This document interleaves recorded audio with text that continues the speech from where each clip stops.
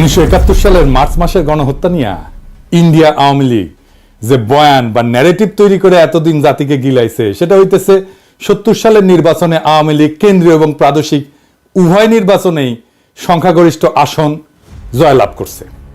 সেই নির্বাচনে আওয়ামী লীগ কিভাবে এত আসন যেতে সেই আলাপে আজ আর গেলাম না। ইলিয়াস কাঞ্চন হাসতে হাসতে বলছে কিভাবে সে 70 সালের নির্বাচনে একাই অসংখ্য ভোট দিছে ভোট কেন্দ্রে গিয়া। এই শুনে দেখেন। 70 ইলেকশনের সময় আমরা নিজেরা ক্যাম্প করেছি এবং আমি ভোটার কিন্তু হইনি, কিন্তু আমি নিজে কিন্তু ফলস ভোট দিয়েছি এবং একটা দুইটা না অনেকগুলোই দিয়েছি। খালি ইলিয়াস কাঞ্চন না, আমাদের ব্যক্তিগত পরিচিত অসংখ্য ব্যক্তি আছে যারা ওই সময় ভোট দেওয়ার মতো বয়স না থাকা সত্ত্বেও আওয়ামী লীগের ক্যাডারদের সাথে ভোট কেন্দ্রে অসংখ্য ব্যালট পেপারে সিল মারে আসছে। আজকে আর তাদের নামধাম কইলাম না, এইসব আলাপ অন্য দিন হবে। আপনার আশেপাশে 70-এর নির্বাচনে ভোট দেওয়া আর অংশ নেওয়া এরকম কেউ থাকলে জিগায় দেখেন। পাকিস্তানের মার্শাল ল অথরিটি কেন এইসব দেখাও চুপ করেছিল সেটা আজকে এই আলাপ, সে আলাপে আসতেছি। আজকের আলাপ হবে মার্চ মাসে এবং তার আগে নির্বাচনের পর কি নেগোসিয়েশন আলোচনা আলাপ হয়েছিল এবং 25শে মার্চ রাতের ঘটনা কেন ঘটে, অবাঙালি মুসলমানদের সাথে তখন এবং তার আগে কি হয়েছিল। এপিসোডটা একটু দীর্ঘ হবে, আশা করি শেষ পর্যন্ত দেখবেন, অনেক অজানা ভয়ঙ্কর কাহিনী জানতে পারবেন। আমরা আগের ভিডিওতে আওয়ামী লীগের ভুয়া অর্থনৈতিক শোষণের বয়ানকে জয় বাংলা করছি, এইটাই যদি না দেখে থাকেন আবার দেখতে পারেন। মার্চ মাস নিয়ে ইন্ডিয়া আওয়ামী লীগ জাতি এবং দুনিয়াকে গিলাইছে একটা ন্যারেটিভ। এটা গিলাইছে মূলত ইন্ডিয়ান গণমাধ্যম এবং তাদের লেসপেন্সার আওয়ামী লীগের প্রোপাগান্ডার জোরে। এখন ভারতীয় গণমাধ্যম আর আওয়ামী লীগ প্রোপাগান্ডা কি মাল সেটাই প্রজন্ম বর্তমানে বাংলাদেশিরা হারে হারে টের পাইতেছে। দেখছেন না এইটারে? ये सबसे बड़ी खबर है और पाकिस्तान का एक कार्गो शिप भारत के बिल्कुल करीब खड़ा है। MV अल बखेरा नाम का ये जहाज बांग्लादेश के चांदपुर बंदरगाह में लंगर डाले बैठा है और सबसे बड़ी बात तो ये है कि इस पाकिस्तानी कार्गो शिप में 250 किलो RDX, 100 AK-47 राइफल, जिसे बांग्लादेश में एक सुरक्षित जगह पर उतार लिया गया। যাই হোক, আসেন আমরা দেখি কি ছিল সেই বয়ান।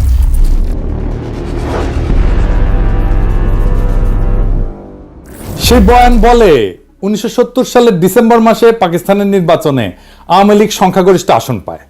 আওয়ামী লীগের বিজয় দেখা পশ্চিম পাকিস্তানের শাসক গোষ্ঠী ভীত সন্ত্রস্ত হইয়া পড়ে। তারপরে ক্ষমতা হস্তান্তরে তারা তালবাহানা শুরু করে। ইয়াহিয়া খান 1 মার্চ ঢাকায় হইতে যাওয়া জাতীয় পরিষদের অ্যাসেম্বলি স্থগিত করে যাতে আওয়ামী লীগ ক্ষমতায় যেতে না পারে। এর প্রতিরোধে আওয়ামী লীগ একটা শান্তিপূর্ণ অসহযোগ আন্দোলন গড়ে তোলে। ইয়াহিয়া ঢাকায় এসে আলোচনার নামে সময় ক্ষেপণ করে এবং 25শে মার্চ হঠাৎ কইরা ঘুমন্ত নিরস্ত্র শান্তিপূর্ণ বাঙালিদের উপরে ঝাঁপায় পড়া গণহত্যা শুরু করে। এরপর শুরু হয় বাঙালি জাতির মুক্তির সংগ্রাম এবং ভারত নিতান্ত মানবিক কারণে আগে এসে সামরিক অভিযান চালায়, পূর্ব বাংলাকে মুক্ত কইরা শত্রুর হাত থেকে বাংলাদেশকে স্বাধীন করে দেয়। তাই তো এটাই তো আমাদের মুক্তিযুদ্ধের মেড ইজি বয়ান, তাই না? এই বয়ান নিয়ে আলোচনা এবং আসল লোমহর্ষক ষড়যন্ত্র উন্মোচন করার আগে কিছু ব্যাপারে পরিষ্কার করে নিই। এই সমস্ত ব্যাপার বোঝা অত্যন্ত জরুরি। পুরা ষড়যন্ত্র বুঝতে হইলে আর একটু আগে যাইতে হবে, আমাদের ভারত ভাগের টাইম থেকে শুরু করতে হবে। আসেন আল্লাহর নামে শুরু করি।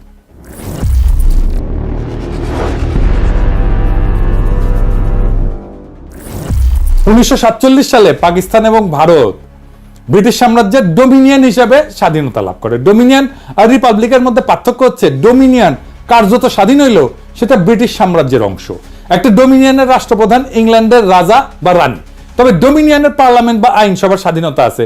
তারা যদি চায় তাদের আইনসভা নিজেদেরকে রিপাবলিক ঘোষণা কইরা ইংল্যান্ডের সাথে সম্পূর্ণভাবে সম্পর্ক ছেদ করতে পারে, তখন তাদের নিজস্ব রাষ্ট্রপ্রধান থাকবে।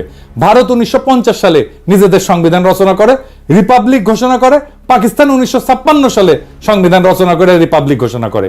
পরে ব্রিটিশ সাম্রাজ্য ডোমিনিয়ন শব্দ বাদ দিয়ে কমনওয়েলথ শব্দ চালু করে। এখন অনেক দেশ আছে যারা ডোমিনিয়নের মতো, যেমন কানাডা, অস্ট্রেলিয়া, নিউজিল্যান্ড। এই সমস্ত দেশের রাষ্ট্রপ্রধান ইংল্যান্ডের রাজা বা রানী। পাকিস্তানের 56 সালের সংবিধান 1958 সালের 8ই অক্টোবর তৎকালীন পাকিস্তানের রাষ্ট্রপ্রধান প্রেসিডেন্ট ইস্কান্দার মির্জা, উনি বাংলার মানুষ ছিলেন, কিন্তু উনি রদ কইরা মার্শাল ল জারি করে। মার্শাল ল জারি করলে সংবিধান রদ করতে হয়। এখানে একটা জিনিস খেয়াল করেন, মার্শাল ল যদি সংবিধানকে রদ করতে পারে তাইলে মার্শাল ল সংবিধানের চাইতে বড়। আসলেই তাই। আসল কথাটা হইতেছে হিম্মত, হ্যাডমই আসল, ক্ষমতাই আসল, সংবিধান তারপরে। যাই হোক, আলাপে আসি। কেন ইস্কান্দার মির্জা সংবিধান রদ কইরা মার্শাল ল দিল?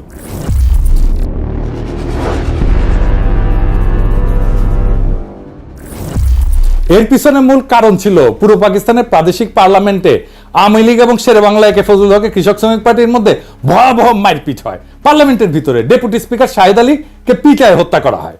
এই মারামারিতে সোহরাওয়ার্দীর বডিগার্ড বডিগার্ড ওই নিজে অংশ নেয় এবং তার ব্যাগের মধ্যে শঙ্কর মাছের লেজের চাবুক থাকতো।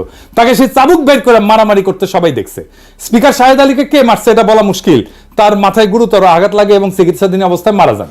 ওই সময় কেন্দ্রে প্রধানমন্ত্রী ছিল রিপাবলিকান পার্টির ফিরোজ খান নূন। আওয়ামী লীগ এবং কৃষক শ্রমিক পার্টির সাথে জোট কইরা বিভিন্ন কারণে তখনকার সরকার অনেক ফ্যাজাইল বা ভঙ্গুর ছিল, কারণ পার্টির সদস্যরা অন্য দলের সাথে আতাত করিয়া ফ্লোর ক্রসিং করে সরকারের বিরুদ্ধে ভোট দিয়ে সরকার ফেলাই দিত। এই সমস্ত কারণে প্লাস মির্জা নিজের স্বার্থে সংবিধান বাতিল করে মার্শাল ল জারি করে। মার্শাল ল মানে রাষ্ট্রের প্রেসিডেন্ট, চিফ মার্শাল অ্যাডমিনিস্ট্রেটর বিভিন্ন মার্শাল ল রেগুলেশন জারি করে রাষ্ট্র পরিচালনা করবে যতদিন না সংবিধান আসতেছে। রাষ্ট্রে কোনো আইনসভা থাকবে না। মার্শাল ল জারি করার পর ইস্কান্দার মির্জা যেই টেকনিক খেলা এতদিন রাজনীতিবিদদের ল্যাং মেরে আসছিল, সে একই টেকনিক খেলে সেনাবাহিনীর কমান্ডার ইন চিফ আইয়ুব খানকে ল্যাং মারার পরিকল্পনা করে। আইয়ুব খান অন্য ধাতুতে গড়া মানুষ ছিল, রাজনীতিবিদদের মতো অত সহজে ফাঁদে ফা না দিয়া নিজে ইস্কান্দার মির্জাকে গদি থেকে ভাগায় দেয়, জয় বাংলা করে দেয়। আইয়ুব খান মার্শাল ল দিয়া দেশ পরিচালনা করে। এরপর 1962 সালে সংবিধান প্রণয়ন করে। 1956 এবং 62 এই দুই সংবিধানেই পাকিস্তানের দুই প্রদেশ পশ্চিম পাকিস্তান এবং পূর্ব পাকিস্তানকে প্যারিটি অথবা সমতা দেওয়া হয়। এর মানে হইতেছে পাকিস্তানের কেন্দ্রীয় আইনসভার দুই প্রদেশ থেকে সমান সংখ্যক আইনসভার সদস্য থাকবে। যেমন 62 থেকে 65 সালে পাকিস্তানের তৃতীয় আইনসভায় পূর্ব পাকিস্তানে 78 জন, পশ্চিম পাকিস্তানে 78 জন ছিল। 65 থেকে 69 সালেও পাকিস্তানের চতুর্থ আইনসভায় উভয় প্রদেশ থেকে 78 জন করে মোট 156 জন ছিল। এই প্যারিটির ফর্মুলার পিছনে একটা ইতিহাস আছে, এটা একটু জানে আসি।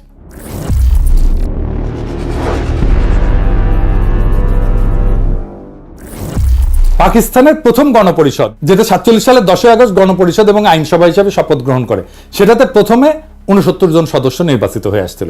এদের মধ্যে 44 জন ছিল পূর্ব পাকিস্তান থেকে, 17 জন পাঞ্জাব, 4 জন সিন্ধু, 3 জন সীমান্ত প্রদেশ এবং 1 জন বেলুচিস্তান থেকে ছিল। অর্থাৎ সদস্য সংখ্যা দেশের জনসংখ্যার অনুপাতে ছিল। তখন এই 5টা প্রদেশ মিলে পাকিস্তান তৈরি হয়েছিল। পরে এই অ্যাসেম্বলির সদস্য সংখ্যা 100 পর্যন্ত বাড়ানো হয়। এই প্রথম গণপরিষদ 1947 থেকে 1954 সাল পর্যন্ত থাকে, কিন্তু 7 বছরেও সংবিধান প্রণয়ন করতে ব্যর্থ হয়। এই সংবিধান প্রণয়নের জটিলতা এবং দীর্ঘসূত্রিতার মূল কারণ ছিল সংবিধানে পাকিস্তানের ভবিষ্যৎ আইনসভায় কোন প্রদেশ কয়টা আসন নেবে এইটা নিয়ে একটা বিশাল গ্যাঞ্জাম তৈরি হয়েছিল। পাকিস্তানে ফেডারেল ব্যবস্থার সরকার প্রস্তাব করা হয়। ফেডারেল মানে বিভিন্ন প্রদেশের নিজস্ব সরকার, আইনসভা, বিচার বিভাগ থাকবে প্রাদেশিক পর্যায়ে। কেন্দ্রীয় বা ফেডারেল পর্যায়ে একটা কেন্দ্রীয় সরকার বা আইনসভা থাকবে। কেন্দ্রীয় আইনসভা 2 কক্ষ প্রস্তাব করা হয়। 2 কক্ষ বিশিষ্ট আইনসভার ইতিহাস হচ্ছে, এটা মূলত ইংল্যান্ডের কালচার, যেখানে হাউস অব কমন্স আর হাউস অব লর্ডস আছে। কমন্সের সদস্যরা জনগণের সরাসরি ভোটে নির্বাচিত হয়। লর্ডসের সদস্যরা রাজা কর্তৃক অ্যাপয়েন্টেড হয়। লর্ডসের সদস্যরা অভিজাততন্ত্রের সদস্য এবং চার্চ অফ ইংল্যান্ডের বিশপরাও এর সদস্য। যে কোনো আইন পাশ করতে হলে 2 কক্ষেই পাশ করা লাগে। অভিজাত আর বিশপদেরকে ইংল্যান্ডের রাষ্ট্রের গুরুত্বপূর্ণ স্টেক হোল্ডার মনে করা হয়। এই জন্য এদের জন্য একটা উচ্চ কক্ষ আইনসভা বানায়, যারা কমন্সের পাশ করা বিল স্ক্রুটিনাইজ করে, দেখে নিজেদের মধ্যে ভোটাভুটি করে অ্যাপ্রুভ করে অথবা রিজেক্ট করে। আমেরিকা যখন ইংল্যান্ড থেকে স্বাধীনতা লাভ করে তখন প্রথমে 13টা কলোনি ছিল।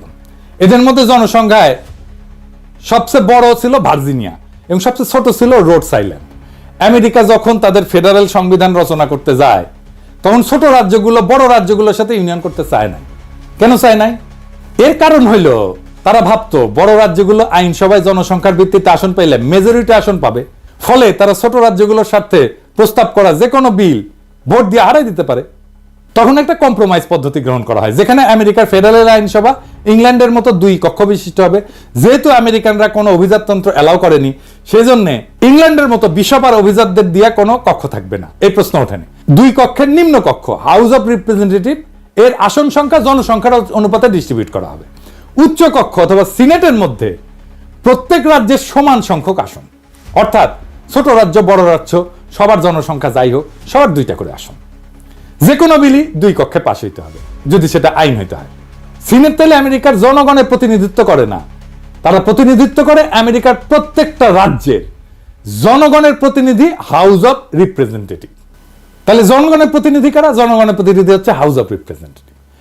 আমেরিকার সংবিধান জনগণ ছাড়া প্রত্যেকটা রাজ্যকেও নিজেদের ফেডারেল স্ট্রাকচারের স্টেক হোল্ডার মনে করে। যেহেতু সিনেটে সবার সমান আসন, এর জন্য ছোট মাইনরিটি রাজ্যগুলো তার আপত্তি না করে বড় রাজ্যগুলোর সাথে ইউনিয়ন করে ইউনাইটেড স্টেটস অফ আমেরিকা গড়ে তোলে। তো পাকিস্তানে প্রথমে 2টা কক্ষ প্রস্তাব করা হয়। নিম্ন কক্ষ প্রদেশগুলোর জনসংখ্যার ভিত্তিতে আসন সংখ্যা বিতরণ করা হয়, ঠিক আমেরিকার মতো। পাকিস্তানের প্রদেশগুলোকে যদি ক্রমিক অনুসারে সাজায়, তাহলে জনসংখ্যা সবচেয়ে বেশি পূর্ব বাংলার, তারপরে পাঞ্জাব, তারপরে সিন্ধু, তারপরে সীমান্ত প্রদেশ, তারপরে বেলুচিস্তান। আর উচ্চ কক্ষ প্রদেশগুলো প্রতিনিধিত্ব করবে, প্রত্যেকটা প্রদেশের সমান সংখ্যক আসন থাকবে, সিনেটের মতো, ঠিক আমেরিকার মতো। যে কোনো বিল উভয় কক্ষে পাশ হইতে হবে। সব প্রদেশ এই প্রস্তাবে রাজি হয়। রাজি হয় না কে? বাঙ্গুরা, এই মুজিবেরা। তারা দাবি করে উভয় কক্ষে জনসংখ্যার অনুপাতে হইতে হবে। তাতে যারা উভয় পক্ষে মেজরিটি থাকে, তাদেরকে যতই বোঝানোর চেষ্টা করা হয় উভয় কক্ষে যদি জনসংখ্যার অনুপাতে হয়, তাহলে 2টা কক্ষের দরকার কি, একটা কক্ষ হইলেই তো হয়। সোহরাওয়ার্দী বডিগার্ডের মাথায় এর চাইতে গাড়পেলি বুদ্ধি আর আসার কথা। আর একটা কক্ষই যদি হয়, প্রদেশগুলোর যদি রিপ্রেজেন্টেশন নাই থাকে, তাহলে ফেডারেল সরকার ব্যবস্থা, প্রত্যেকটা প্রদেশের আলাদা সরকার, আইনসভার দরকার কি? একটা একক কেন্দ্রীয় সরকার ব্যবস্থা থাকলেই তো হয়, যেখানে আইনসভা জনসংখ্যার ভিত্তিতে হবে এবং একটা লেয়ারের সরকার থাকবে। যেমন চীন একটা লেয়ারের সরকার, একটা কেন্দ্রীয় শাসনের দেশ, এটার ইংরেজিতে কয় ইউনিটারি দেশ। এখানে প্রদেশগুলোর আলাদা সরকার বা আইনসভা নাই। তো বাঙ্গুদের যদি মেজরিটি এতই প্রিয় হয়, তারা ইউনিটারি সরকার নিক। দেশে কোনো প্রাদেশিক সরকার থাকারই দরকার নাই। কিন্তু বাঙ্গুরা অনর, তারা কিছুতেই বুঝবেন না। তারা ফেডারেল নিবে, প্রাদেশিক সরকার রাখবে, কেন্দ্রে 2টা কক্ষ রাখবে, আবার 2টাতেই মেজরিটি নিবে। মানে পুরো মামা বাড়ির আবদার। আমি নায়িকার মতো সুন্দর মাইয়া চাই, সেই মাইয়া আবার রন্ধন কর্মে সুনিপুণা হবে, কাজের বুয়ার মতো কাজ করবে, পরিপিঠে হয়ে সাইজা থাকবে, বাপের একমাত্র কন্যা হবে, শ্বশুরের অগাধ ধন সম্পদ থাকবে, গাইতে জানবে, নাচতে জানবে, মানে তার সব লাগবে। পশ্চিম পাকিস্তানের নিশ্চয়ই ভাবিছিল কিসে পইলাম কোদা। তো বাঙ্গুদের এই গর্তমির জন্য পাকিস্তানের সংবিধান প্রণয়ন প্রায় পুরা 9 বছর আটকাইছিল। এই 9 বছর মানে 47 থেকে 56 পর্যন্ত পাকিস্তান ডোমিনিয়ন হিসেবে থাকে। এবং ব্রিটিশ আমলে গভর্নমেন্ট অফ ইন্ডিয়া অ্যাক্ট, 35-এর ইন্ডিয়ান ইন্ডিপেন্ডেন্স অ্যাক্ট এবং 47-এর এই 2টা আইনকে সংবিধান হিসেবে গ্রহণ করে অপারেট করে। পরে বাঙ্গুদের বোঝানোর জন্য, মানানোর জন্য 56 সালে প্যারিটি ফর্মুলা প্রপোজ করা হয়, যেটাতে পাঞ্জাব, সিন্ধু, সীমান্ত আর বেলুচিস্তান মিলে পশ্চিম পাকিস্তান এবং পূর্ব বাংলাকে পূর্ব পাকিস্তানের 2টা প্রদেশ হিসেবে গঠন করা হয়। উভয় প্রদেশের জনসংখ্যার অনুপাত 50-এর কাছাকাছি, একদিকে 56%, একদিকে 44%। যেহেতু উভয় প্রদেশের সমান আসন, যাতে কেউ কাউকে ডমিনেট করার প্রশ্ন না ওঠে, সবাই সমান সমান। যেহেতু এই প্রস্তাবে পশ্চিম অঞ্চল পাকিস্তানের 4টা প্রদেশ মিলে একটা ইউনিট গঠন করা হয়, তাই এই প্রস্তাবের নাম হয় 1 ইউনিট প্রপোজাল। এই প্রস্তাবে সব দল রাজি হয়। তৎকালীন আওয়ামী লীগ ও সোহরাওয়ার্দীর নেতৃত্বে এই প্রস্তাবে রাজি হয়, ফলে এটা গৃহীত হয় এবং এইভাবে পাকিস্তানের 56 সালে সংবিধান প্রণয়ন করা হয়। আইয়ুব খান যখন 62 সালে সংবিধান প্রণয়ন করেন, তখন উনি কেন্দ্র এবং রাজ্যগুলোর মধ্যে এই সম্পর্ককে বহাল রাখেন। এই ইস্যুটা একটা সেটেলড ইস্যু ছিল। আইয়ুব খান এটা নড়চড় করেন নাই। এখানে একটা তথ্য উল্লেখ করা যায় যে বাংলাদেশ বিচ্ছিন্ন হয়ে যাওয়ার পর পাকিস্তানে কিন্তু সংবিধান তৈরি করতে একদম সময় লাগে নাই। ওদের পাঞ্জাব মেজরিটি প্রদেশ হওয়া সত্ত্বেও পাঞ্জাবিরা কিন্তু বাঙ্গুদের মতো মামা বাড়ির আবদার করে নাই। বর্তমান পাকিস্তানের আইনসভার 2টা কক্ষ, নিম্ন কক্ষ ন্যাশনাল অ্যাসেম্বলি আর উচ্চ কক্ষ সিনেট। নিম্ন কক্ষ জনসংখ্যার অনুপাতে আসন, আর উচ্চ কক্ষে প্রত্যেকটা রাজ্যের সমান সংখ্যক আসন। পাঞ্জাবিরা বাঙ্গুদের মতো হাউকাউ করে নাই যে তাদের উভয় কক্ষতেই মেজরিটি দিতে হবে। এইবার শুরু হয় ষড়যন্ত্রকারীদের খেলা।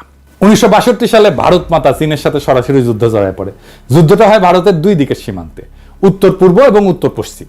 উত্তর পূর্ব দিকে ভারত এবং চীন উভয়ে বর্তমান অরুণাচল প্রদেশকে সম্পূর্ণ নিজের বলে দাবি করে।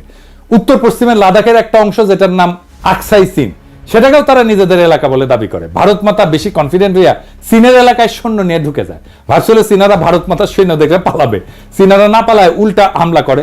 ফলে ভারত পুরা অরুণাচল প্রদেশ, আকসাই চীন উভয় অঞ্চল যুদ্ধে সম্পূর্ণভাবে হারায়। আসামের ভিতরে চীনা বাহিনী ঢুকে পড়ে। চীনের কাছে ভীষণ মার খাওয়ার পরপরই ভারত 1965 সালে পাকিস্তানের সাথে যুদ্ধ জড়ায় পড়ে। কাশ্মীরে ভারতের বিরুদ্ধে বিদ্রোহে পাকিস্তান আর্মির সাহায্যের ফলে ভারতের দখলকৃত কাশ্মীরে সামরিকভাবে বেসামাল হয়ে পড়ে। Pakistan army 1 September operation grand slam নামে একটা সামরিক অভিযান পরিচালনা করে। ফলে কাশ্মীরের ভিতরে ভারতীয় আর্মি অত্যন্ত নাজুক পরিস্থিতির সম্মুখীন হয়। এখানে উল্লেখ করা যায় যে এই গ্র্যান্ড স্ল্যামের কমান্ডার ছিল তৎকালীন মেজর জেনারেল ইয়াহিয়া খান। তাদের আত্মসমর্পণ ঠেকাইতে মরিয়া ভারত 6 সেপ্টেম্বর আন্তর্জাতিকভাবে রিকগনাইজ বর্ডার ক্রস করে লাহোরের দিকে হামলা করে, কিন্তু সমস্ত শক্তি নিয়ে। কাশ্মীরের বর্ডার এইটা বিতর্কিত বর্ডার, আন্তর্জাতিকভাবে রিকগনাইজ না, কিন্তু লাহোরে ভারতের সীমান্ত থেকে মাত্র 18 মাইল দূরে হওয়া সত্ত্বেও ভারত সর্বশক্তি নিয়ে করা এই আক্রমণ ব্যর্থ হয়। পাকিস্তান আর্মির লাহোরের বাইরে ভারতের আক্রমণকে সফলভাবে প্রতিরোধ করে এবং যুদ্ধবিরতির আগ পর্যন্ত পুরো 18 দিন ভারতীয় বাহিনীকে ঠেকায় রাখে। কে ঠেকায় রাখছিল জানেন? কে ঠেকায় রাখছিল ওইখানে? পাকিস্তানি আর্মির কারা? ইস্ট বেঙ্গল রেজিমেন্ট, বাংলাদেশের ইস্ট বেঙ্গল রেজিমেন্ট। জি, আমাদের ইস্ট বেঙ্গল রেজিমেন্ট লাহোরকে রক্ষা করছিল ইস্ট বেঙ্গল রেজিমেন্ট, এবং এই লাহোরকে রক্ষা করার সৈনিক ছিল জিয়াউর রহমান। এই জন্যই জিয়াউর রহমান পাকিস্তানের বীরত্ব সূচক খেতাব পায়। আবার উল্টো দিকে কসুর সেক্টরে পাকিস্তান আক্রমণ চালায়, ভারতের খেমকারান শহর দখল করে নেয়। ভারত জম্মু থেকে শিয়ালকোটের দিকেও আক্রমণ করে। শিয়ালকোট বর্ডার থেকে মাত্র 12 মাইল দূরত্ব থাকা সত্ত্বেও এখানে ভারতীয় বাহিনী ব্যর্থ হয়। পাকিস্তানি আর্মি সফলভাবে তাদের সেই আক্রমণকে শিয়ালকোটের বাইরেই প্রতিহত করে। এই শিয়ালকোটের ডিফেন্সে গুরুত্বপূর্ণ ভূমিকা পালন করে তৎকালীন একটা ব্রিগেডের কমান্ডার। কে ছিল? ব্রিগেডিয়ার আমির আব্দুল্লাহ নিয়াজি। এই নিয়াজি 1971 ইস্টার্ন সেক্টরের কমান্ডার ছিল। তৎকালীন পাকিস্তান আর্মির সফলতা নিয়ে আন্তর্জাতিক মহল এবং গণমাধ্যমে সাড়া পড়ে যায়। অবশেষে জাতিসংঘের ডাকে সাড়া দিয়া ভারত 20 সেপ্টেম্বর দ্রুত যুদ্ধবিরতি প্রস্তাবে রাজি হয়। পাকিস্তান এরপর অনিচ্ছা সত্ত্বেও 23 সেপ্টেম্বর যুদ্ধবিরতিতে রাজি হয় এবং ফলে যুদ্ধ সমাপ্তি ঘটে। ভারত মাতা কিন্তু 47 সালে স্বাধীনতা লাভের পর থেকে উপমহাদেশে ব্যাপকভাবে সামরিক আগ্রাসন চালাইছে বিভিন্ন এলাকায়। কোথায় কোথায় আসেন একটু দেখি। ভারত 1948 সালে 82,000 বর্গমাইল এলাকার নিজামশাহী হায়দ্রাবাদ রাজ্য আক্রমণ করে এটাকে দখল করে নেয়, নিজের রাজ্য ঘোষণা করে। ওই অভিযানের নাম ছিল অপারেশন পোলো। ভারত তার স্বাধীনতা লাভের পর 1947 থেকে 48 সালে জম্মু কাশ্মীর 16,309 বর্গমাইল, 1948 সালে জুনাগড় রাজ্য 3,337 বর্গমাইল, 1948 সালে নিজামশাহী হায়দ্রাবাদ রাজ্য 82,698 বর্গমাইল, 1961 সালে গোয়া রাজ্য 1,429 বর্গমাইল, 1971 সালে পূর্ব পাকিস্তান 57,320 বর্গমাইল, 1975 সালে সিকিম রাজ্য 2,740 বর্গমাইল, সর্বমোট 1,62,405 বর্গমাইল এলাকা সামরিক অভিযান চালায়, দখল করে, যেটার পরিমাণ জার্মানি অথবা পোল্যান্ডের এরিয়া থেকেও বেশি। এর মধ্যে 1,05,084 বর্গমাইল এরিয়াকে নিজের সাথে অফিসিয়ালি যুক্ত করে নেয়, অ্যানেক্স করে নেয়, রাজ্য বানায়। বাকি পূর্ব পাকিস্তানের 57,000 বর্গমাইলকে একটা ক্লায়েন্ট স্টেট হিসেবে রাখে, প্রথমে মুজিব এবং পরে হাসিনার সময়। অধীনস্থ জনপদ, একটা কলোনি, প্রায় উপনিবেশ। এছাড়া ভারত মাতা 1962 সালে তিব্বত দখল করতে গিয়ে চীনাদের হাতে মাইর খায়। 87-90 সালে শ্রীলঙ্কাতে মাতব্বরি করতে গিয়ে সামরিক বাহিনী পাঠায়, পরিণামে তামিল বিদ্রোহীরা আত্মঘাতী হামলায় রাজীব গান্ধীকে উড়ায় জয় বাংলা করে দেয়।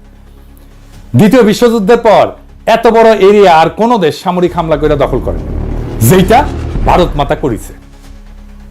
মজার ব্যাপার হচ্ছে এরপরেও এদের প্রোপাগান্ডার এমনই জোর যে আন্তর্জাতিক মিডিয়া সবাই পাকিস্তানকে যুদ্ধবাদ দেশ মনে করে আর ভারত মাতাকে গান্ধীর নেংটি পড়া অহিংস শান্তিবাদী দেশ ভাবে। এত বড় একটা যুদ্ধবাজ দেশ যে 62 থেকে 65 সালে 3 বছরের মধ্যে চীন এবং তার চেয়ে ক্ষুদ্র পাকিস্তানের মার খাওয়ার পর হন্যা হইয়া পাকিস্তানকে খণ্ডিত করতে উদ্গ্রীব হয়ে ওঠে এবং পরিকল্পনা ফাঁদে। কি পরিকল্পনা ফাঁদে?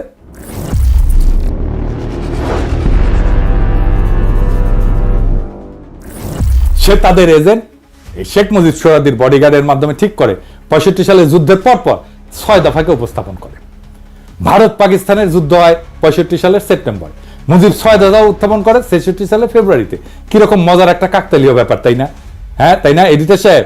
মেলা দিন পরে কাউয়ার কথা মনে আসলো। কাউয়ার সাউন্ড দেবেন না? জোরে দেন, আরো জোরে, আরো জোরে। হয়েছে কাকতালীয়, তাই কাউয়ার সাউন্ড, বুঝছাও? 6 দফা এবং এর মধ্যে পাকিস্তানের অর্থনৈতিক শোষণের ভুয়া বয়ানকে আমাদের আগের এপিসোডে আমরা বিস্তারিত আলোচনা করে সেই বয়ানকে জয় বাংলা করে দিছি না? ভারতীয় এজেন্টরা আগে থেকেই প্রস্তুত ছিল এটা নিয়ে। গত এপিসোডে 6 দফা প্রণেতাদের মুখোশ উন্মোচন করা হয়েছে। আজকে আর একজন মুখ্য চরিত্রের মুখোশ উন্মোচন করা হবে, তার নাম সিরাজুল আলম খান। সিরাজুল আলম খান ঢাকা বিশ্ববিদ্যালয় ছাত্রলীগের মধ্যে ভারতীয় এজেন্ডা বাস্তবায়নে 60-এর দশকের প্রথম থেকেই কোমর বেঁধে নামে পড়ে। 71 সালের মার্চ মাস পর্যন্ত সমস্ত আলোচনা ভণ্ডুল করা এবং গৃহযুদ্ধ লাগানোর পিছনে তার অনেক ভূমিকা আছে। সে পূর্ব পরিকল্পনা মতো গৃহযুদ্ধ লাগানোর জন্য সর্বাত্মক চেষ্টা করে, যাতে তার গুরু ভারত সামরিক অভিযান চালানোর একটা অজুহাত খুঁজে পায়। এই সিরাজুল আলম সম্পর্কে একটা অত্যন্ত গুরুত্বপূর্ণ তথ্য হচ্ছে, উনি ছিলেন এক ভারতীয় রয়্যাল এজেন্টের অত্যন্ত ঘনিষ্ঠ এবং শিষ্য। তিনি মাঝে মাঝে কলকাতা যেতেন এবং গেলে সেই এজেন্টের কলকাতার ভবানীপুরের রাজেন্দ্রপুর লেনের বাসাতেই উঠতেন এবং থাকতেন। সেই এজেন্টের কলকাতায় বাড়ি ছাড়াও বাংলাদেশেও বাড়ি ছিল এবং তিনি বাংলাদেশের নাগরিকও ছিলেন। আওয়ামী লীগের সংসদ সদস্য ছিলেন এবং আওয়ামী লীগের সংসদ সদস্য হিসেবে ৭৩-এর কারচুপির নির্বাচনে তৎকালীন বাকেরগঞ্জ 14 আসন, বর্তমানে পিরোজপুর 1 আসন, যেটা বর্তমানে আল্লামা দেলোয়ার হোসেন সাইদির আসন, ওইখানে এমপি নির্বাচিত হয়েছিলেন। শেখ মুজিব জয় বাংলা হয়ে যাওয়ার পরে 75-এ সে ব্যক্তি আবার ইন্ডিয়া চলে যায়। তার নাম চিত্তরঞ্জন সুতার। এবার আসেন চিত্তরঞ্জন সুতারকে একটু চিনানি। এই চিত্তরঞ্জন সুতার 1971 সালের পর ইন্দিরা গান্ধীর সাথে দেখা কইরা বাংলাদেশকে পুরোপুরি ভারতের সাথে যুক্ত করা, মানে যেভাবে হায়দ্রাবাদ, সিকিম, গোয়া, কাশ্মীরের মতো ভারত একটা প্রদেশ করছিল, ওইরকম প্রদেশ করতে বলছিল। ভারত প্রথমে আওয়ামী লীগের সাথে 7 দফা চুক্তি করে সেই পথে আগাচ্ছিল। পরে বিভিন্ন কারণে ইন্দিরা গান্ধী বাংলাদেশকে ক্লায়েন্ট স্টেট হিসেবে রাখাটাকে ডিসাইড করে। পরবর্তীতে কংগ্রেসের প্রেসিডেন্ট জ্ঞানী জৈল সিং এটাকে ইন্দিরার সবচেয়ে বড় ব্লান্ডার হিসেবে আখ্যা দিছিল। আমাকে শেখ হাসিনাকে যখন এই ব্যাপারে ব্যক্তিগতভাবে প্রশ্ন করা হয়, মেজর আশরাফ তার এনটিভি সাক্ষাৎকারে বলেন, তার ছোট বোন রেহানা আমার স্ত্রীর ক্লাসমেট ছিল। এই বিষয়গুলো নিয়ে তার প্রতি একটা শ্রদ্ধা আমার ছিল এবং সেইভাবে সেই শ্রদ্ধা হিসাবে তাকে আমি রিসিভ করেছি, not as an official duty but এই কারণেই। এবং ওনাকে আমার বাসায় নিয়ে এসেছি, উনি এসেছেন আমার বাসায় খেয়েছেন। একটি ঘটনা যখন থেকে তার প্রতি আমি একদম অসন্তুষ্ট হয়ে যাই, তার প্রতি আমার বিরাগ আমার জন্মগ্রহণ করে সৃষ্টি হয়, সেটা হচ্ছে সেই সময় আপনার যদি মনে থাকে বিচিত্রা বলে একটা সাপ্তাহিক পত্রিকা ছিল, শাহাদত হোসেন উনি ছিলেন তার এডিটর। জয়েল সিং বলে নামে একজন ভারতীয় প্রেসিডেন্ট ছিলেন। তার টার্মস যখন এক্সপায়ার হয়ে যায় তখন ওই জয়েল সিং এর সঙ্গে জ্ঞানী জয়েল সিং তার সঙ্গে আমাদের শাহাদত সাহেব একটা ইন্টারভিউ নিয়েছিলেন। তো বাংলাদেশ ভারতের সম্পর্কের উপর আলোকপাত করতে যেয়ে জয়েল সিং সাহেব বলেছিলেন, the greatest blunder of India was to have withdrawn the troops from Bangladesh 1971। এটা শাহাদত সাহেবকে বলেছিলাম। আমি যখন এটা পড়ার পর আমার মনটা খুব খারাপ হয়েছে যে কিভাবে এইরকম একটা উক্তি করতে পারে। তো এর কিছুদিন পরেই শেখ হাসিনা যখন আসলেন, ওনাকে আমি বললাম, আমি তাকে রিসিভ করে জানেন, আমি বললাম যে ম্যাডাম আপনি জানেন এরকম একটা বক্তব্য দিয়েছি, and you know what was her response? সে তো ঠিকই বলেছে। উত্তর ছিল, সে তো ঠিকই বলছে। এদের কাছে স্বাধীন বাংলাদেশ ছিল বাংলাদেশের মানুষকে উজবুক বানানোর একটা মূলা। এরা সবসময় নিজেদেরকে ভারতের প্রদেশ হিসেবে কল্পনা করে। এদের পূর্ব বাংলার মুসলমানদের সংস্কৃতি, ধর্ম নিয়ে ব্যাপক বিদ্বেষ। পৃথিবীর সর্ববৃহৎ মুসলিম রাষ্ট্র হিসেবে পাকিস্তান এই উপমহাদেশের মুসলমানদের বাসভূমি হিসেবে টিকে থাকলে এদের এজেন্ডা বাস্তবায়নে ব্যাপক বাধা আসবে। সেই জন্যই পাকিস্তানকে ভাঙতে হবে। পরে চিত্তরঞ্জন সুতার আবার বাংলাদেশে ফিরে আসে এবং কালিদাস বৈদ্যের সাথে বঙ্গভূমি আন্দোলন গড়ে তোলে ইন্ডিয়ার সাহায্য নিয়ে। এই প্রজন্ম বঙ্গভূমি আন্দোলন সম্পর্কে জানে না।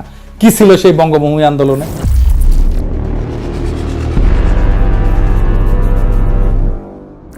এই আন্দোলন হচ্ছে দক্ষিণবঙ্গের খুলনা, ফরিদপুর, পটুয়াখালী, বরিশাল এই অঞ্চলে একটা হিন্দু রাষ্ট্র গড়ে তোলার জন্য সশস্ত্র সংগ্রাম।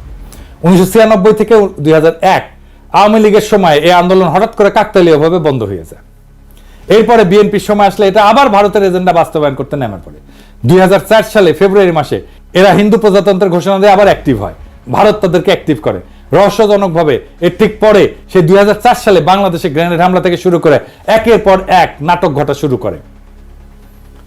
ভারত তার পরিকল্পনা অনুযায়ী বাংলাদেশকে অস্থিতিশীল করে তোলে। 2007 সালে ভারতের ঘোড়া উপহার পাওয়া কুলাঙ্গার মইনু আহমেদ ভারতের 111 প্লেবুক মতি মাহমুদের সাহায্যে বাস্তবায়ন করলে ভারতের আর বঙ্গভূমির মাধ্যমে ষড়যন্ত্র করার দরকার থাকে না। ম্যাজিকের মতো সাথে সাথে বঙ্গভূমি আন্দোলন ভ্যানিশ হয়ে যায়। এরপরের ইতিহাস সবার জানা। এই হচ্ছে সিরাজুল আলম খানের আসল রূপ। এইবার আগের কথায় ফিরে আসে।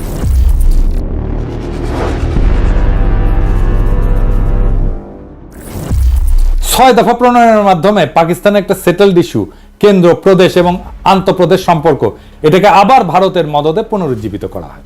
প্রথম পয়েন্টটাই ছিল পাকিস্তান একটা ফেডারেল স্টেট হবে, প্রাদেশিক সরকার থাকবে, কিন্তু সেখানে আইনসভার একমাত্র জনসংখ্যার অনুপাতে আসন বিন্যাস হবে। আওয়ামী লীগ আরো দাবি তোলে 1 ইউনিট ভেঙে দিয়া পশ্চিম পাকিস্তানকে অরিজিনাল 4টা প্রদেশে ভাগ করতে হবে। এর ফলে আইনসভায় 2 প্রদেশের মধ্যে কোনো প্যারিটি বা সমতা থাকবে না।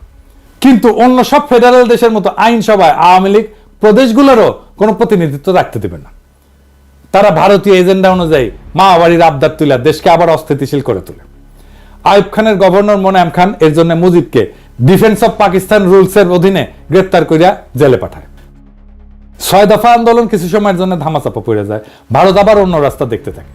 তারা আরেক ভারতীয় এজেন্ট খুঁজে বের করে, এই ব্যক্তিটার নাম হইতেছে লেফটেন্যান্ট কমান্ডার মোয়াজ্জেম হোসেন, একদম টিপিক্যাল বাঙ্গু কমিউনিস্ট প্রগতিশীল, আমরা বর্তমান যুগের লাকি আক্তারের মতো।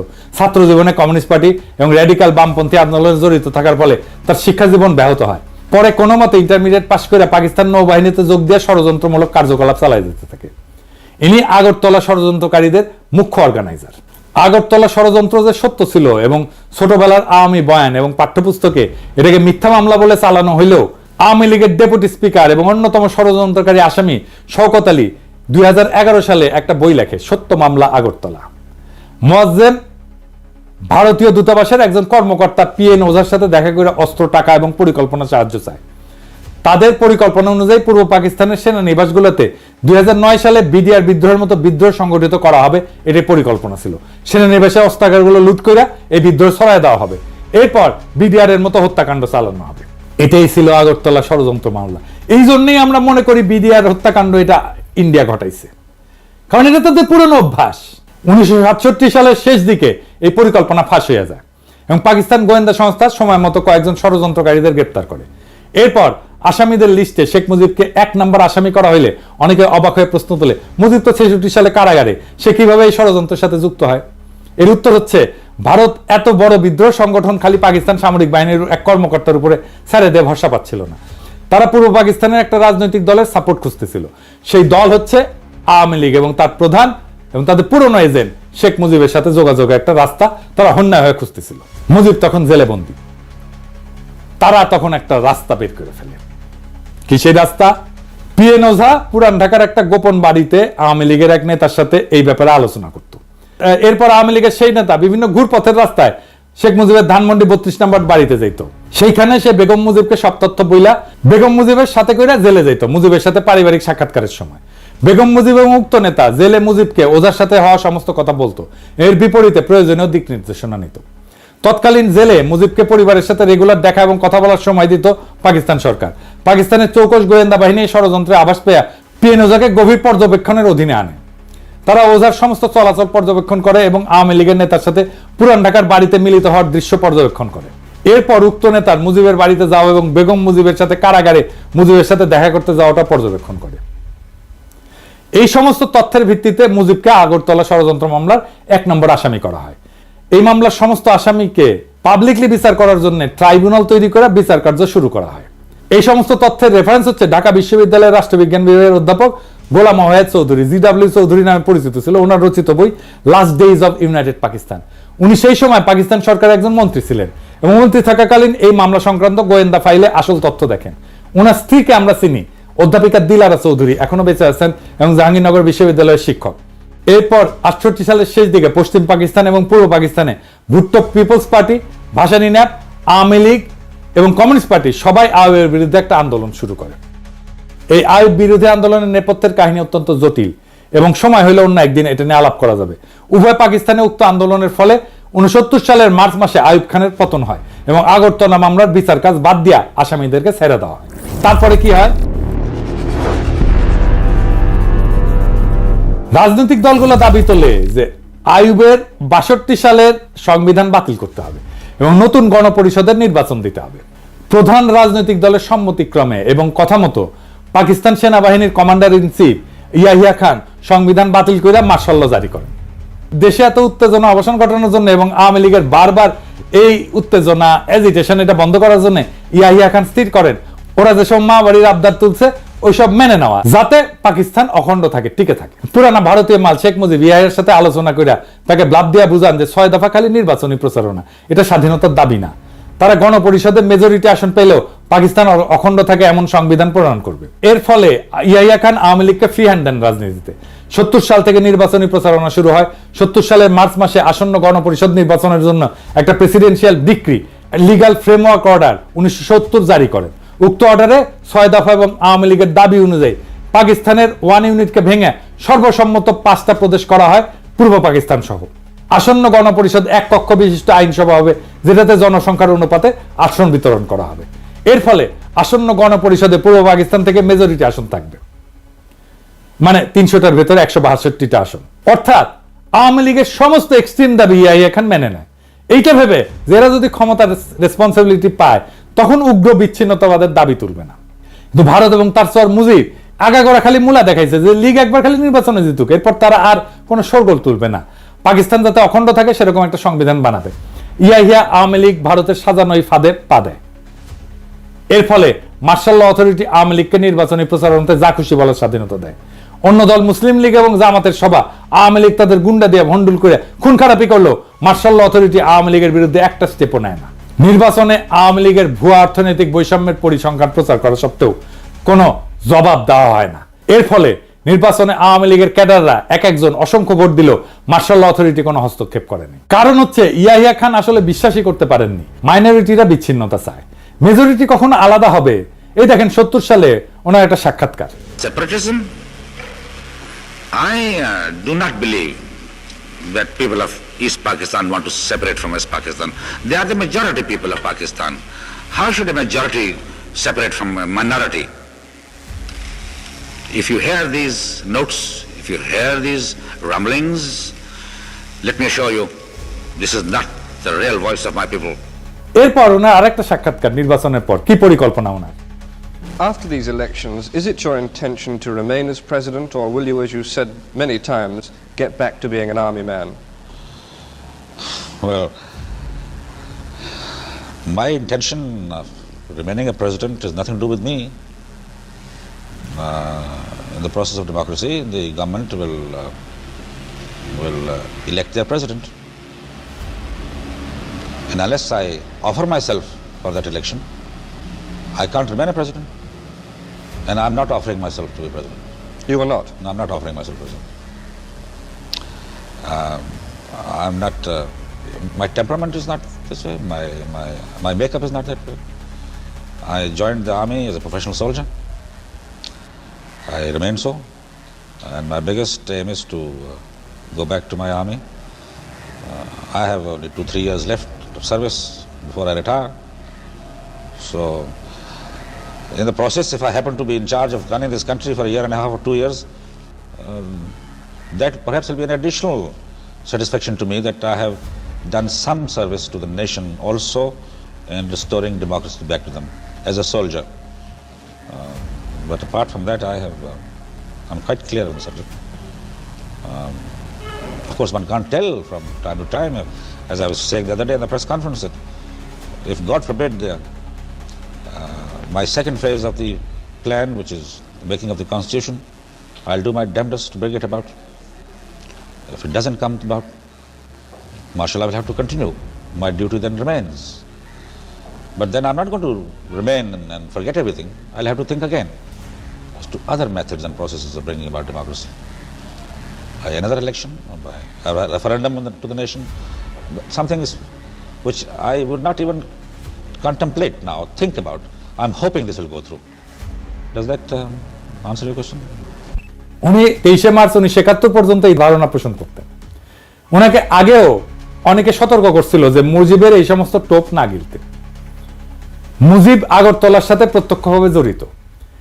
ইয়াহিয়া সেই সমস্ত সতর্কবার্তা উড়ায় দেয়, বলে যে ক্ষমতার রেসপন্সিবিলিটি পাইলে শেখ মুজিব এবং লীগ এই সমস্ত উগ্র দাবি থেকে সরে আসবে।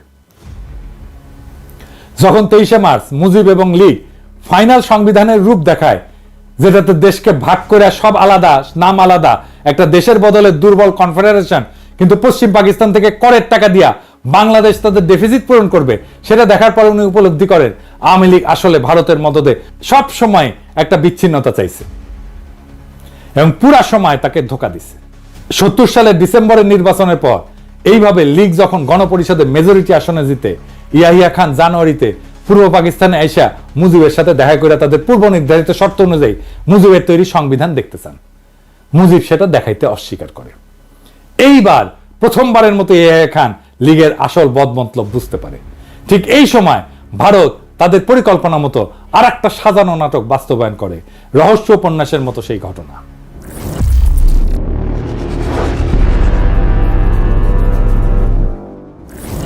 কাশ্মীরের শ্রীনগর থেকে 2 জন কাশ্মীরি যারা রয়ের এজেন্ট হিসেবে কাজ করত, ভারতীয় এয়ারলাইন্সের একটা ফকার প্লেন নাম গঙ্গা হাইজ্যাক করে লাহোরে নিয়ে যায়।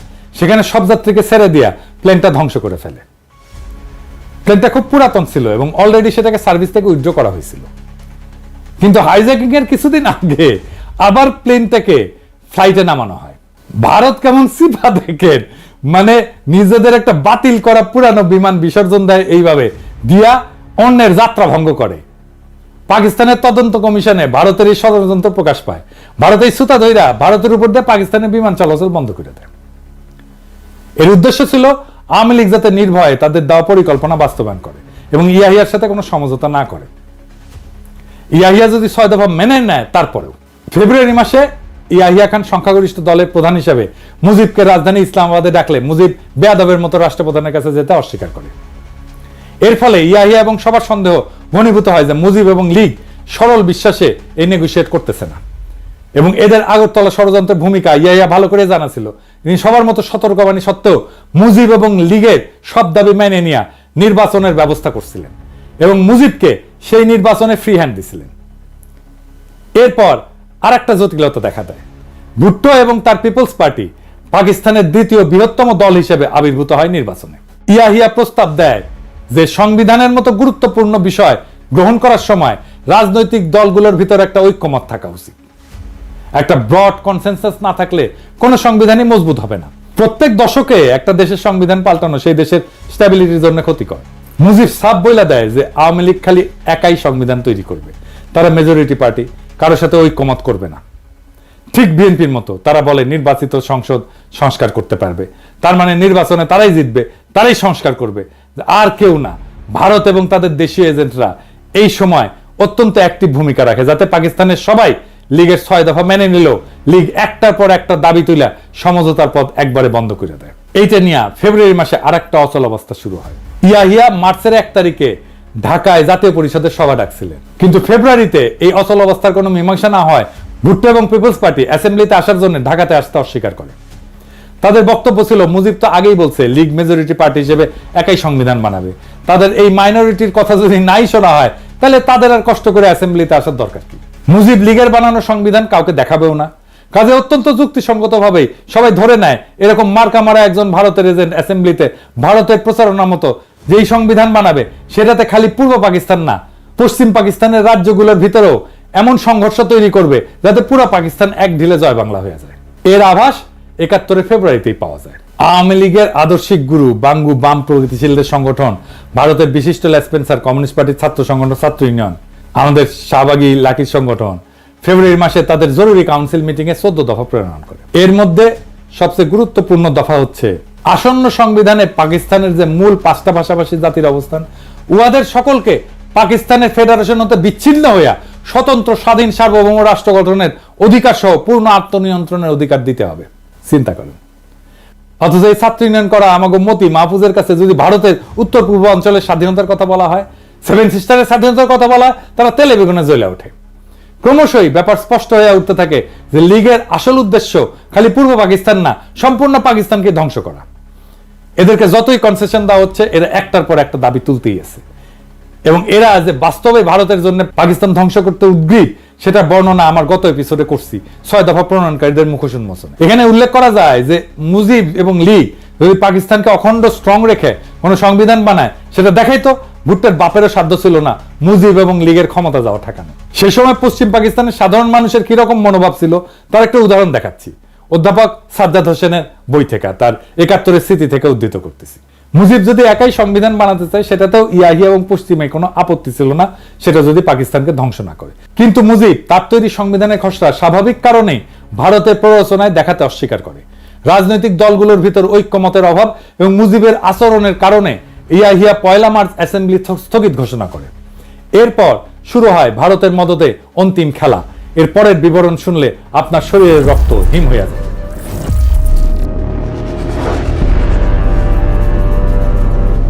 প্রথমে আমাদের জানতে হবে 71 সালে তৎকালীন পূর্ব পাকিস্তানে অবাঙালি মুসলমান কারা। 47 সালে দেশভাগের পর ভারতের উত্তরপ্রদেশ, বিহার, হায়দ্রাবাদ থেকে অসংখ্য মুসলমান পাকিস্তানে হিজরত করে। এদের কিছু অংশ পশ্চিম পাকিস্তানে যায়, কিছু অংশ পূর্ব পাকিস্তানে এসে বসবাস শুরু করে। পূর্ব পাকিস্তানে এদের সংখ্যা আনুমানিক কয়েক মিলিয়ন ছিল। এছাড়া পূর্ব পাকিস্তানের দেশের অন্যান্য জেলা থেকেও পাঞ্জাব, পশতু, সিন্ধি ইত্যাদি প্রদেশ এবং জেলার মানুষ এসে চাকরি, ব্যবসা বাণিজ্য ইত্যাদি কারণে বসবাস শুরু করে। চাকমা রাজা ত্রিদিব রায় তার বই দ্য ডিপার্টেড মেলোডিতে লোমহর্ষক সব ঘটনার বিবরণ দিচ্ছেন। সেসব ঘটনা তার এলাকার লোকজন চাক্ষুষ দেখছেন। তার বইয়ের এই পাতার বিবরণ দেখেন। এছাড়া রাজা মার্চের প্রথম দিকে ঢাকায় অবস্থান করছিলেন আসন্ন আইনসভায় যোগদানের উদ্দেশ্যে। ঢাকার ঘটনা উনি নিজে প্রত্যক্ষ করছেন। মার্চ মাসেই ৩-৪ তারিখের রাতে আওয়ামী ক্যাডাররা চিটাগাং এর পাহাড়তলির কাছে একটা অবাঙালি মুসলমান কলোনি ফিরোজ শাহ কলোনিতে রাতের গভীরে আগুন লাগায়। সেটাতে ওই রাতে কলোনির ৭০০ বাড়িঘর পুড়ে ছাই হয়ে যায় এবং সেখানে ঘুমায় থাকা পরিবারের পরিজনে সবাই আগুনে পুড়ে মারা যায়। ৭০০ বাড়িতে বাচ্চা সহ একটা পরিবারে গড়ে ৬ জন করে হইলেও ৪,৫০০ মানুষ। কল্পনা করলেও অবাক। এরপর আরো কাণ্ড দেখে, যারা ওই অগ্নিকাণ্ডের সময় বাড়ি থেকে বের হয়ে বাঁচতে পারছিল, আওয়ামী লীগের গুন্ডারা তাদেরকে বাইরে ঘিরে হত্যা করে। শহরের অন্য এলাকায় আরো ৩০০ অবাঙালি মুসলমানকে ওই রাতেই হত্যা করা হয়। এই ঘটনার পরেও ইয়াহিয়া খান নেগোশিয়েট করার চেষ্টা করছেন। আর্মি অধিকাংশ সময় ব্যারাকেই ছিল। এসবের পরেও ইয়াহিয়া ২৫ তারিখ পর্যন্ত নেগোশিয়েট করতে চাইছেন। এরপর খালি চিটাগাং না, খুলনাতে একই সময় লীগ অবাঙালি মুসলমানদের দোকানপাট, বাড়িঘর লুটপাট, অগ্নিসংযোগ করা শুরু করে। এর ফলে ৫৭ জন নিহত হয়। ঢাকাতে এই সময় অবাঙালি মুসলমানদের দোকানপাট, বাড়িঘর, অগ্নিসংযোগ এবং লুটপাট করা হয় দেদারসে। শহরের বিভিন্ন জায়গায় চেকপোস্ট বসায় তাদের থেকে টাকা পয়সা, সোনাদানা প্রকাশ্যে লীগের গুন্ডারা ছিনতাই করতে থাকে। গুলিস্তানে নাচ সিনেমা হল, গুলিস্তান সিনেমা এবং একটা চীনা রেস্তোরাঁ ছিল এক অবাঙালি ভদ্রলোকের, নাম দোসানি। সবকিছু রাতারাতি পুড়ে দেওয়া হয়। ফার্মগেটে কিছু অবাঙালি মুসলমানদের বাসাও পুড়ে দেওয়া হয়। এছাড়া ঢাকা শহরে অসংখ্য জায়গায় বিভিন্ন ধরনের হামলা, অগ্নিসংযোগ, অবাঙালিদের রাস্তায় থামায় জিনিসপত্র লুটপাট করা শুরু হয়। ৩রা মার্চেই ১০০ বেশি নিহত এবং আহত বা অবাঙালি মুসলমানদের ঢাকা মেডিকেল হসপিটালে নেওয়া হয়। দেখছেন, একই রকম ২৪-এ একই কাজ করছে আওয়ামী লীগ, একই কাজ করছে। এত সব প্রভোকেশনের পরেও আর্মি কিছুই করে নাই। ইয়াহিয়া নিজে ঢাকায় এসে নেগোশিয়েট করার চেষ্টা করছে। এমনকি আর্মির এক ক্রিটিক পর্যন্ত পাকিস্তান আর্মির ডিসিপ্লিনের প্রশংসা করছে ওই সময়। দেখেন, চট্টগ্রাম, রাঙ্গামাটির আরো অনেক লোমহর্ষক ঘটনা চাকমা রাজা প্রত্যক্ষ করছে। আসেন সেগুলো একটু দেখি। লীগের গুন্ডারা মার্চের শেষে অবাঙালিদের জড়ো করে হত্যা করা শুরু করে। কাপ্তাই বিদ্যুৎ কেন্দ্রে মোটর লঞ্চে বিশাল সংখ্যক অবাঙালি মুসলমান নারী এবং শিশুদেরকে জড়ো কইরা খাগড়াছড়ির দিকে নিয়ে রওনা দেয়। প্রতিমধ্যে নারীদেরকে ক্রমাগত ধর্ষণ করা হয়। কিছুদিন পর খাগড়াছড়ি পৌঁছায় সবাইকে ট্রেনের পাশে দাঁড় করায় গুলি করে হত্যা করা হয়। একজন আহত মানুষ বেঁচে জঙ্গলে পালায় যায়, সেখানে চাকমারা তাকে সেবা শুশ্রূষা করে। তার কাছ থেকে এই সমস্ত ভয়ঙ্কর কাহিনী শুনে চাকমারা। রাঙামাটির বাঙালি সাব ডিভিশনাল অফিসার, যে দেখতে নিরীহ প্রকৃতির এক ৫০ মানুষ ছিলেন, সেই কাপ্তাইতে এক পাকিস্তানি অফিসার স্ত্রীকে কিডন্যাপ কইরা সবশেষে দয়া পরবশ হয়ে তাকে হত্যা করা হয়। রাজার এলাকায় পুলিশের রিজার্ভ ইন্সপেক্টর ছিল একজন মুহাজির বিহারি। তাকে তার স্ত্রী এবং ১০ বছরের কন্যার সাথে হত্যা করা হয়। চাকমারা রাতের বেলায় গুলির শব্দ শুনে পরের দিন সকালে যখন খোঁজ করতে যায়, গিয়ে এদের লাশ পায়। ছোট মেয়েটির মৃতদেহ কপালে হাত দিয়ে পড়েছিল। কপাল থেকে হাত সরাইলে ওইখানে গুলির ছিদ্র পাওয়া যায়। নুরুজ্জামান খান নামে এক মহৎ হৃদয়ের পাঠান ছিল, ওখানে বসবাস করত এবং চাকমা বাঙালি সবার কাছে জনপ্রিয় ছিল। সবাইকে বিপদে সাহায্য করত। তাকেও বাঙ্গু বিদ্রোহীরা ধরে নিয়ে গুলি করে হত্যা করে। এবার ব্রাহ্মণবাড়িয়ার একটা ঘটনা দেখেন। ব্রাহ্মণবাড়িয়াতে এক সাংবাদিক চাক্ষুষ ৮২ অবাঙালি শিশুর মৃতদেহ এবং ৩০০-র মতো প্রাপ্তবয়স্কের মৃতদেহ দেখেন, যাদেরকে বাঙ্গু এবং লীগের গুন্ডারা এবং বিদ্রোহীরা হত্যা করে ফেলে রেখে যায়। ময়মনসিংহে একটা অবাঙালি কলোনির ৫,০০০ জনের মধ্যে মাত্র ২৫ জন জীবিত ছিল। সবাইকে খুন করে ফেলে। একজন অ্যাসিস্ট্যান্ট পোস্টমাস্টার তার পরিবার হারানোর কথা বলতে বলতে কান্নায় ভেঙে পড়ে।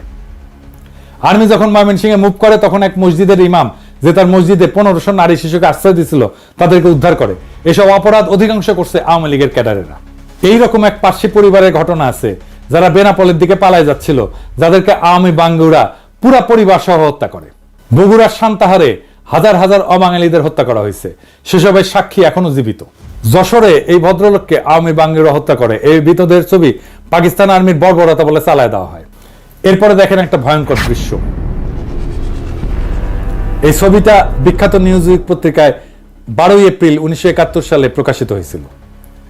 ছবিতে একদল আওয়ামী বাঙ্গু একজন পাকিস্তানি সিএসপি অফিসার তাকে হত্যা কইরা তার মাথা কেটে ক্যামেরার সামনে পোজ দিতেছে।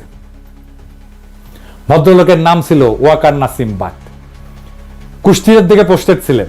মার্চের সময় যখন দেশে অরাজকতা, এইটা দেখে সবাই যখন চলে যাচ্ছিল, উনি ওনার অফিসেই ছিলেন। কল্পনাও করতে পারেন নাই ওনার নিজের দেশের মানুষ বিনা কারণে ওনাকে হত্যা করবে। জয়দেবপুর ক্যান্টনমেন্টে বাঙালি সৈন্যরা বিদ্রোহ করে যাওয়ার সময় পশ্চিম পাকিস্তানি জেসিও অফিসারদের কোয়ার্টারে ঢুকে তাদের পুরো পরিবারকে হত্যা করে রেখে যায়। এসব ভয়ঙ্কর ঘটনার সম্পূর্ণ বিবরণ পাঠ করতে গেলে 1001 আরব রজনী পার হয়ে যাবে। এখানে সব নাম, তারিখ, প্রত্যক্ষদর্শী, বিবরণ, রেফারেন্স সহ দেওয়া আছে, যেখান থেকে কয়েকটা মাত্র আপনাদেরকে শোনালাম। আমি বাঙ্গুরে কি আশা করে এরপর নিজেদের পরিবার এবং অন্যদের সাথে এই সমস্ত ভয়ঙ্কর দৃশ্য মার্চের একদম প্রথম থেকে দেখার পর পাকিস্তানি আর্মি কি তাদের জড়ায় ধরে চুমা দিবে? এরপরও প্রথম 25 দিন ইয়াহিয়া খান একদম চুপ ছিল, এই আশায় যে হয়তো আওয়ামী লীগ শেষ পর্যন্ত কোনো মীমাংসাতে আসতেও পারে। কিন্তু হায়, উনি যদি জানতেন ভারত এবং আওয়ামী লীগ আরো কি দাবি রাখছে সামনে। আওয়ামী বাঙ্গুরা কিন্তু এই সমস্ত আকাম গণহত্যা করে ঠিকই ভারতে পালিয়ে গেছিল। যাওয়ার সময় লগে করে এক গাদা ব্যাংক লুটের টাকাও নিয়ে গেছিল। ওইসব টাকা দিয়া তারা সোনাগাছিতে বিছানা কাঁপাইছে, মৌজ মাস্তি করছে, দেশের মানুষকে আর্মির চোখে অপরাধী করে চরম বিপদের মুখে ফেলে নিজেরা ভাগছে। এখন যেমন হাসিনা আর লীগের পান্ডারা ভারতে ভাগছে, ঠিক সেই রকম। জেনারেল নিয়াজে কিন্তু মার্চে এখানে ছিল না। জেনারেল একটা উক্তি নিয়ে বাঙ্গুরা খুব হইচি করে। উক্তিটা ছিল এরকম যে আমি এই বেজম্মা জাতের চেহারা পাল্টাই দিব, তারা আমাকে কি পাইছে। এই উক্তিটার ব্যাকগ্রাউন্ড হচ্ছে জেনারেল নিয়াজি 9 থেকে 10 এপ্রিল এই ফ্রন্টের দায়িত্ব নিয়ে এখানে আসে।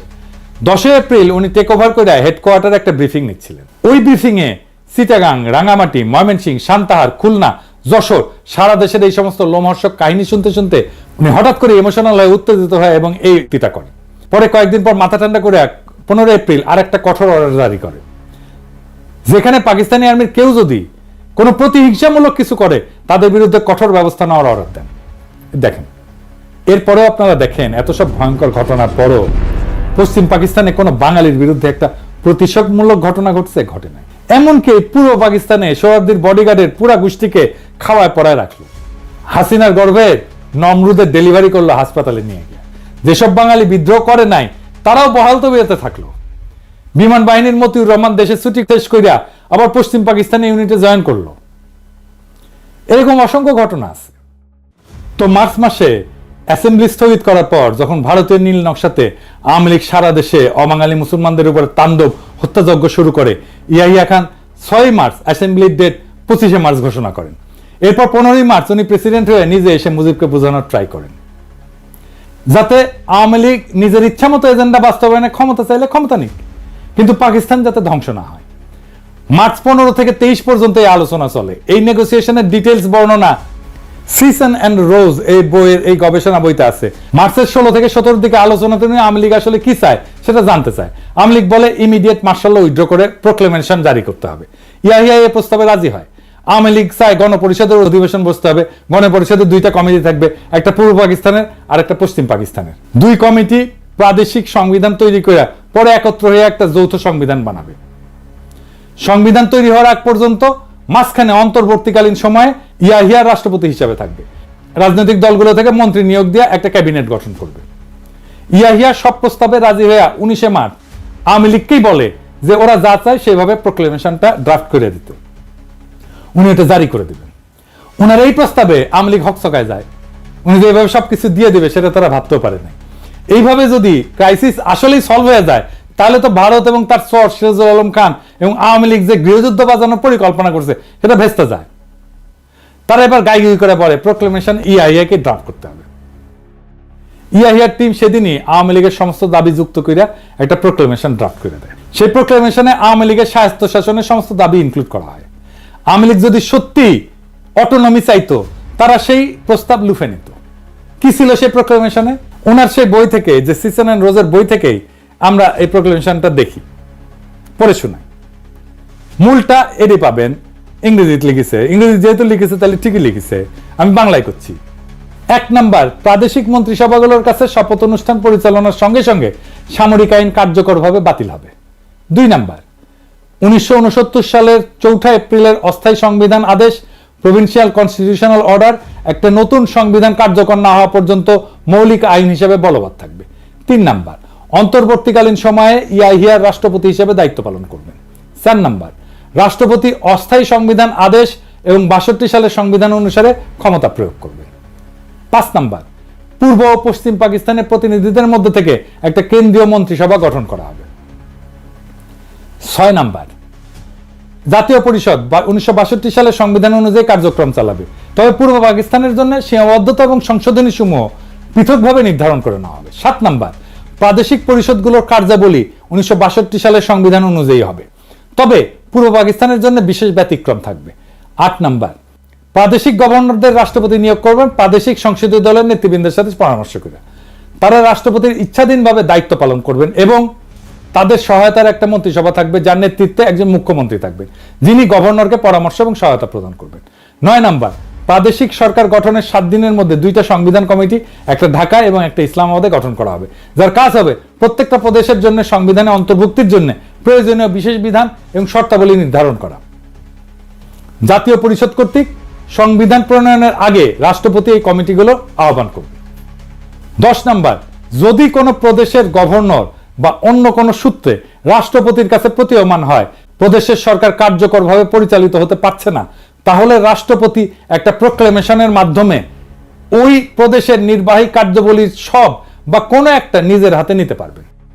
ইয়াহিয়া এত কিছুর পর, এত অবাঙালিদের উপরে হত্যাযজ্ঞের পরেও, এই সমস্ত কনসেশন দিয়া প্রোক্লেমেশন সাবমিট করার পরেও আওয়ামী লীগ আবার হকচকায় যায়। তারা তাদের গুরু ভারত এবং তাদের এজেন্টদের কথা মতো আরো মামাবাড়ির আবদারের মতো একটার পর একটা শর্ত জুড়ে দিতে থাকে, যাতে আলোচনা ভেস্তে যায় এবং গৃহযুদ্ধ লাগে। তাদের পূর্ব পরিকল্পনা মতো ওই গৃহযুদ্ধে ভারত হস্তক্ষেপ করে পূর্ব বাংলাকে তার ক্লায়েন্ট বানাবে। এরপর তারা ওপার বাংলা আর ভারত মাতার সাথে মিলে একাকার হয়ে যাবে এবং রবীন্দ্রসঙ্গীত গাইতে গাইতে বাকি জীবন পার করে দিবে। এবার দেখেন ভারতীয় এজেন্ট সিরাজুল আলম খানের আরেক সহচরে আসমা আব্দুর রবের নিজের মুখে বর্ণনা। 24শে মার্চ অনির্ধারিতভাবে মুজিব ইয়াহিয়ার সাথে দেখা করে এবং তিনি যখন গণভবনে যান দেখা করতে, তখন আমি তার গাড়িতে স্বাধীন বাংলার পতাকাটা জোর করে লাগিয়ে দেই, যদিও ওনার ইচ্ছার বিরুদ্ধে। এবং সেদিন তিনি সর্বশেষ বলে আসেন যে পশ্চিম পাকিস্তান থেকে বাঙালি যে সেনাবাহিনী আছে তাদের বাংলাদেশে পাঠিয়ে দিতে হবে, 2টা কারেন্সি করতে হবে, আলাদা স্টেট ব্যাংক করতে হবে, এমন কিছু দাবি উনি উত্থাপন করেন যেগুলি করলে আসলে পাকিস্তান এক পাকিস্তান থাকে না। 23শে মার্চ আওয়ামী লীগ ওই প্রোক্লেমেশনের উত্তরে এবার নিজেদের প্রোক্লেমেশন জমা দেয়। সেখানে তারা পাকিস্তান রাষ্ট্রভাঙের সমস্ত পয়েন্ট, পাকিস্তানকে এক দুর্বল কেন্দ্রীয় ব্যবস্থা, এমনকি দেশের নাম পর্যন্ত চেঞ্জ করে কনফেডারেশন পাল্টায় তাদের প্রস্তাব সাবমিট করে। একটা কনফেডারেশন হচ্ছে 2টা স্বাধীন দেশের মধ্যে সম্পর্ক, কিন্তু তারা সামারের সামার পশ্চিম পাকিস্তানের কর থেকে নিজেদের ডেফিসিট বা ঘাটতি পূরণের পয়েন্ট বহাল রাখে। খালি একবার ঠান্ডা মাথায় ভাবেন প্রস্তাবটা। লীগ এবং তাদের লেসপেন্সার সবসময় পশ্চিমাদের গালিগালাজ করবে, তাদের নামে ভুয়া শোষণের বয়ান ফেরি করবে। এরপর তারা দেশকে দুর্বল এবং কয়েক খণ্ডে ভাঙার পরিকল্পনা করবে শত্রু দেশের সাথে মিলা। এই সমস্ত সত্ত্বেও তারা পশ্চিম পাকিস্তান থেকে তাদের করের টাকা নিয়ে নিজেদের ঘাটতি পূরণ করবে। কি মজার ব্যাপার! আওয়ামী লীগ এবং এদের নিজেদের লেসপেন্সাররা কত বড় জাউরার জাউরা, কত বড় সামারের সামার, সেটা কল্পনাতীত। এই সমস্ত দাবির ফলে আওয়ামী লীগের এবং ভারতের আসল রূপ অবশেষে ইয়াহিয়ার সামনে দিবালোকের মতো পরিষ্কার হয়। সারা দেশে মার্চ মাস থেকে ভারতীয় এবং আওয়ামী মদতে অবাঙালি মুসলমানদের উপরে শুরু হয় ব্যাপক লুটপাট এবং হত্যাযজ্ঞ। এরপরেও আওয়ামী লীগের মামাবাড়ির আবদারের অটোনমির সমস্ত দাবি মেনে নেয়া ইয়াহিয়া প্রোক্লেমেশন জারি করতে রাজি হয়, যাতে দেশ এক থাকে। পূর্ব পাকিস্তান যদি বেশি টাকা চায় নিক। এরপরেও আওয়ামী ভারতীয় ষড়যন্ত্রকারীদের হাউস না মেটার ফলে তারা একের পর এক আজগুবি দাবি তুলতেই থাকে। তারা খালি পূর্ব পাকিস্তান না, পশ্চিম পাকিস্তানের সমস্ত প্রদেশকেও বিচ্ছিন্ন করে দিতে চায়। সারা দেশে প্রকাশ্যে পাকিস্তানের পতাকা পুরানো হচ্ছে। এই সমস্ত লোমহর্ষক ঘটনার পরিপ্রেক্ষিতে ইয়াহিয়া খান 23শে মার্চ রাতের বেলা সিদ্ধান্ত নেন অপারেশন সার্চলাইট চালানোর। কি হয়েছিল সেই অপারেশন এবং 9 মাসের যুদ্ধে আসলেই কি হয়েছিল, কোন পক্ষ কত মানুষ হত্যা করছে, সেসব আলাপ আরেকদিন হবে। এবার আসি শেষ আলাপে। কয়েকদিন আগে হাসিনা ভারতের দালাল গণশত্রু জসিম পাকিস্তানের কাছে দাবি উত্থাপন করছে যে পাকিস্তানকে 71-এর জন্য ক্ষমা চাইতে হবে। ক্ষমা যদি চাওয়াই লাগে সেটা সর্বপ্রথম চাবে আওয়ামী লীগ আর ইন্ডিয়া। আওয়ামী গুন্ডার